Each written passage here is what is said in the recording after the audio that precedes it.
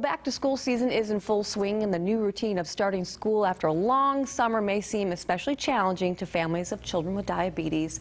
However, with some planning and teamwork between families, returning to class doesn't have to be difficult. And Dr. Donna Eng is here to talk about how back to school can be made easier for kids with diabetes. Good morning to you. Good morning. Thanks for being here with us today. Thank you. Absolutely. So we want to talk about some of the priorities that parents and their kids should actually set when returning to school.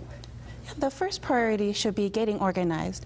So labeling all of your child's medications with what it is and their name, determining where those supplies will be kept at school, and talking to the school about appropriate insulin storage.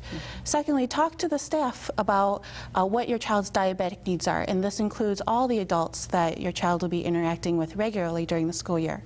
This includes nurses, coaches, teachers, aides, even the school bus driver. And then lastly, make a plan to determine who's going to be the one that is in charge of when the blood sugar test should happen and when they need medications.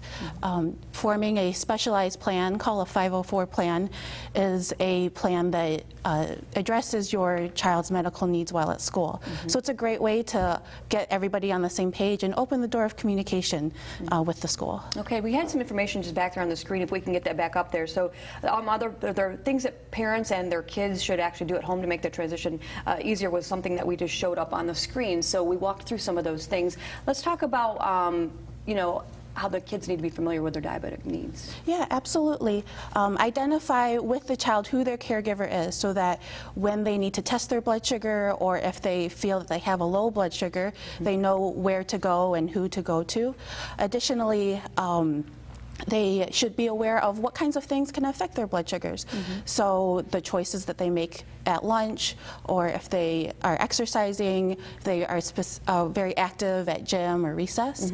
If they're teenagers, sometimes helping them to give out their own blood sugar shots and how to give insulin through an insulin pump can be very helpful, and also making sure that the school has contact information for the parents in case they have any questions or concerns. Okay, and we talked about those blood sugar levels. How do they go about controlling those? And this is something good for everybody to know, just in case someone goes into shock around them.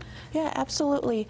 When we talk about blood sugar levels, we're specifically talking about the glucose in the bloodstream, and many things can affect their blood sugar either going up or down. So eating things, specifically carbohydrates, can make your blood sugar go up, and medications such as insulin or exercise can make your blood sugar go down. So it's especially important that your child be aware of these things and what kinds of things can affect their blood sugars. So if they're having a blood sugar that's too high, think about what they've eaten and follow your insulin plan. If you have a blood sugar that's too low, they can eat simple carbohydrates such as juice or soda, glucose tabs, to raise that blood sugar. Okay. In addition, how this relates to school is school personnel should be aware of signs that the child's blood sugar may be too high or too low. Okay, great. And we want to put another slide up on the screen right now for everybody at home to see too, because your team actually offers some diabetic education opportunities.